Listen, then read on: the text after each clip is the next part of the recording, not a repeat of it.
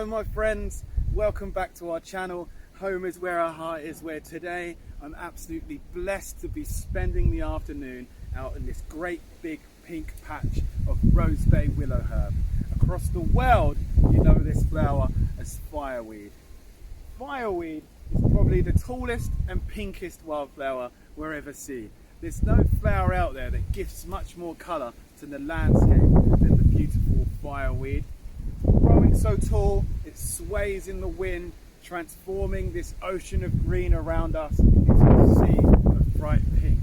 It's a fascinating herb in so many different ways, because did you know that the fireweed likes to grow where a fire once raged? Like the phoenix of flowers, the rosebay willowherb rises from the ashes, transforming the burnt and barren earth back into beautiful wildflower patches. Tall, proud and pink, fireweed causes us to stop and think as it mesmerizes us with its fluffy seeds that drift by on the summer's breeze. So if you're interested, then come with me and we'll celebrate everything to do with the fireweed, from its facts, uses, folklore and history. And then we'll also teach you how to make the world famous Ivan chai tea. Wow, so fireweed. Here where I'm from in the UK we know it as rosebay willowherb. But fireweed, what an awesome name for this bright pink wildflower. Now it's called fireweed for one reason, and that's because it likes to grow where there was once a fire. If there's a forest fire or a burnt out car or a bomb that's been dropped from the sky, usually one of the first wildflowers to bloom from that burnt barren earth is fireweed, and that's why it's called fireweed. Now in England, the UK, we call it rosebay willowherb, and I've read deeply into this, and it's simply called this because at a glance the flowers sort of resemble a wild rose, and bay because the leaves look like a bay leaf, rose bay. Willow also because the leaves look like a willow, and herb because this wildflower is an edible and medicinal herb, thus the name rose bay willow herb. Now this wildflower truly does have some awesome names. Rosebay willowherb is what it's known here today as, and fireweed is what everyone knows it across the world as. But at one point here in the UK, this wildflower was called Bombweed, and this name Bombweed stuck with this wildflower for quite a long time, and there's actually quite a beautifully symbolic hidden message within that name, because it comes from during World War II, when the planes would fly over and drop their bombs. These bombs were dropped with so much hatred and negativity, with the wish to cause destruction to the land. Where they'd miss and land in the countryside and the grasslands, they'd blow up the earth, leaving big burnt craters all scorched. These quickly would fill and bloom with the fireweed, the rosebay willowherb, the bombweed, and I think that's quite a beautifully symbolic thing, because these holes that were so left with destruction and hate quickly filled with beautiful pink flowers. I think that is quite a beautiful message. This wildflower truly is, to me, the phoenix of the flower world. Wherever there's damage and destruction, this flower quickly rises from the ashes. So you'll find fireweed blooming from around June to August time, and it can grow up to about 6 feet tall, but in some instances I've found it growing all the way up to about 8 feet tall. Now to identify it is super simple, so come in closer and we'll learn how. So firstly we have these bright, almost fluorescent pink flowers, and these have 4 petals.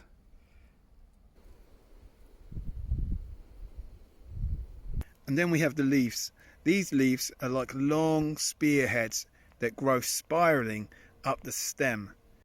Now these leaves can be a light shade or dark shade of green, and if you look closely at the veins that come out from the center spine of the leaf, you can see they curve back round, joining up together, creating a loop pattern rather than going over the edge of the side of the leaf.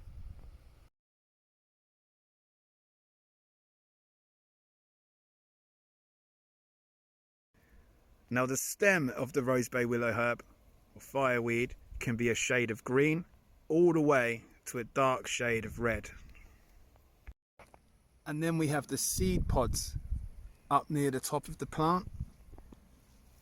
These seed pods are pink on the top and they fade to green underneath.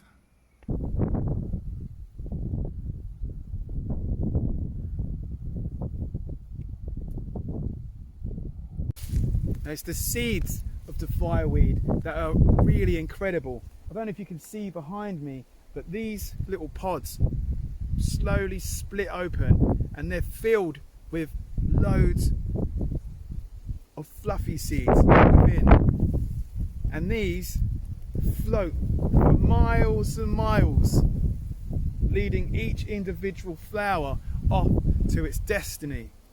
Now, these seeds are incredible. If you come out at the right time of year with the kids, they'll be everywhere, flying, and it truly is a magical experience. And I encourage everyone this year, next year, whenever you're watching this, to make sure you get out when the fireweed seeds are starting to fly, because it's a surreal experience. Now what's also fascinating about this plant is each plant can create up to 80,000 seeds. How crazy is that? Imagine having 80,000 children. Now the fireweed is an edible medicinal herb that can be made into lots of things.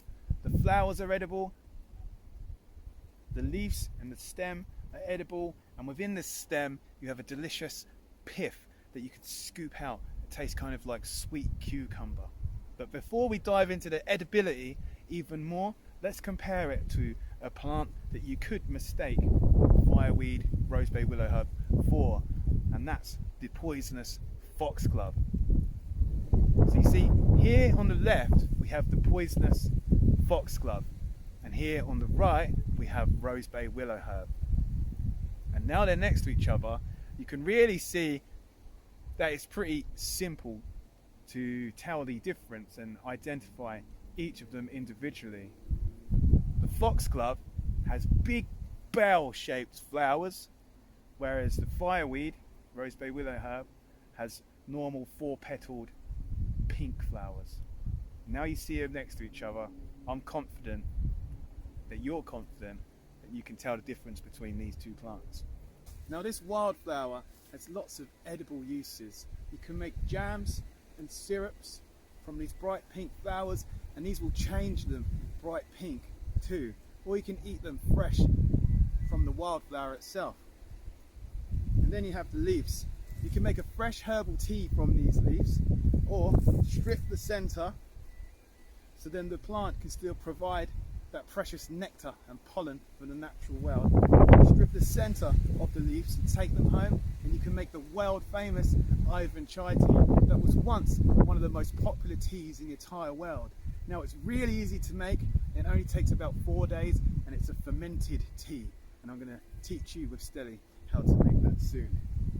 Also, in the stem of this wildflower is a deliciously soft pith which you can scoop out, which is quite like a sweet cucumber flavour. I'll show you how to do that too. Now if you find an abundance of fireweed, then treat yourself to some pith of this wildflower, because that's where the life force of this flower flows through, and it's packed full of goodness. To do that, just chop the stem, strip the leaves, and then skim it in two. And you'll see revealed this lovely, bright, soft pith. Scoop that out. It's like a sweet wild cucumber. It's very nice. Now, as long as you've got an abundance of fireweed, rosebay willowherb, whatever you like to call it, then treat yourself to some pith. But if there's only a few, then leave them for the birds and the bees, because remember, nature can provide for everyone's needs, but not everyone's greeds. Now fireweed's rich nutritionally. It's got more vitamin C in it than an orange, as well as much more vitamin A than an orange too. It's also rich in vitamins B6, calcium and magnesium. It's a very delicious wild edible, and earlier on in the year, when the shoots are just growing up to this high, you can take them home and eat them just as you would asparagus, and they're equally nutritious and healthy for you. Now, traditionally in herbalism, the fireweed's been used for all sorts of things, but most commonly it's used to soothe upset stomachs, and that's what it's pretty much best for. So if you find yourself out hiking or camping and you get upset ippy tummy, then make yourself a fresh herbal tea from this plant to help balance that stomach. It's also been used in infused oils because it's an anti-inflammatory herb too. So now we're going to head home and make some Ivan chai tea, but just before we do that, I want to show you how you can harvest the leaves sustainably, because this wildflower is a really important source of nectar for the wildlife, for the bees. So all you do is place 2 fingers at the top of the stem. You see we've got leaves all the way down. We're going to take about half to a quarter of these leaves, and all you do with your second hand, strip that down, and there we have our fireweed leaves that we're going to ferment into that delicious sweet tea. And these wildflowers can now live on and keep providing that precious life source for the natural world, and keeping that balance between us and nature is key. So if you're interested in learning how to make some Ivan chai tea, then come home with me and Stelly's going to show you how to make it.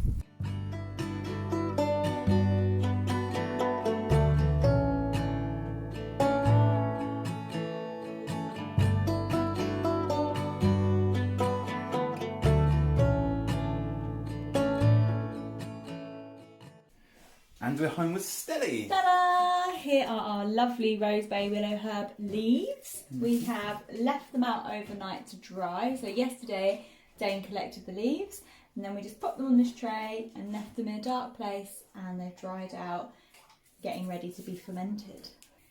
So step 2, it's time to bruise up your leaves. So pick them out, give them a little rub in your hands. This just helps to get the moisture out, coming out. There we go. And pop them in a ceramic dish. This is a really important bit, guys, because when you're fermenting things, if you put them in a plastic dish, then some of the yucky things in the plastic can leach out into whatever you're making. So really important, use your ceramic pie dish or your ceramic fruit bowl or something like that. So just remember, ceramic for fermenting. So we're just going to bruise these up, give them a little rub, pop them in the dish. If you find any flowers or any seed pods, just discard those, because they pop and then they get really fluffy, and then you have fluff in your tea, which no one wants.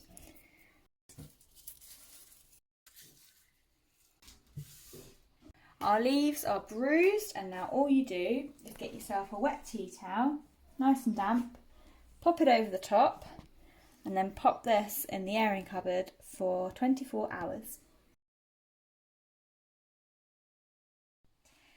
Ta-da! Here we have it. We have got our lovely rosebay willowherb leaves fermenting.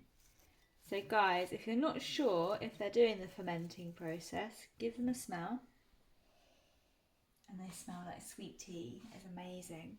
They go from smelling like earth and outdoors, yum, to sweet tea.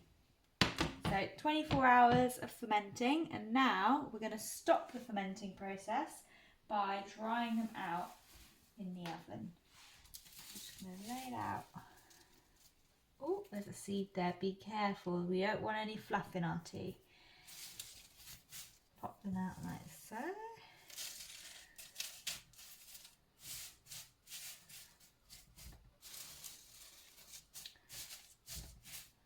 Now, pop it in the oven, 60 to 80 degrees Celsius, so super light heat for 1 hour. We're going to leave our door open a little bit just so it doesn't get too hot in there, so we'll get a nice warm kitchen now. Every once in a while, over this next hour, just take them out They're not hot because your oven's on really low, and just give them a little turn around so they dry nice and evenly.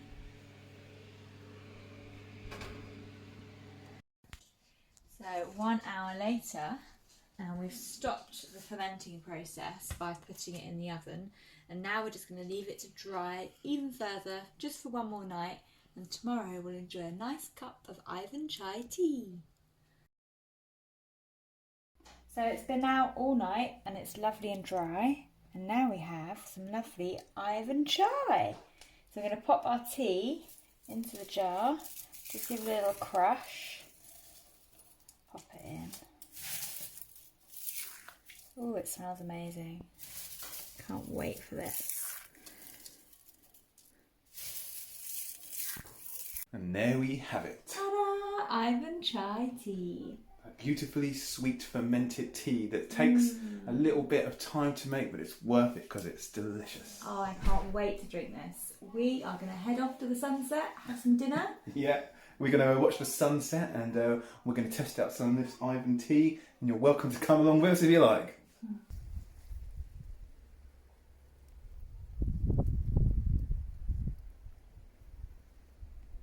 So we're up, the sun is setting, and it's time to have our dinner. Delicious? No, Delicious. I'm very hungry. Exactly.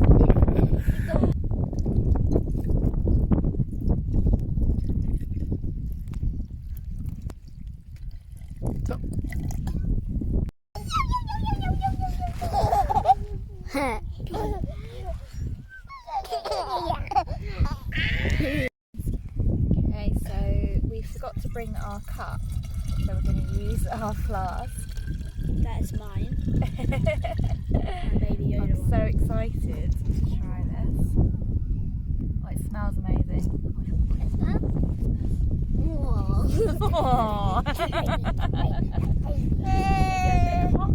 It's a bit hot. Come here. Come here. Stick with me. Stick with me. Pink flowers. Check out our kettle that's actually got fireweed on it, rosebay. How much was this, Deli? £2 in the charity shop. Yeah. Very nice.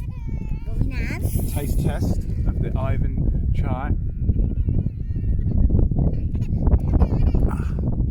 Very nice, very herbal, sweet herbal. Do you want to try some, Maddie? No. You're missing out. Anyways, hope you enjoyed our video, everybody. Thanks for watching, and if you like what you see, check us out on Facebook. We're always putting things on there. Don't forget to like, comment and subscribe. Any questions about this video, just let us know. Time for us to have our dinner. See you all next time, everybody. Peace.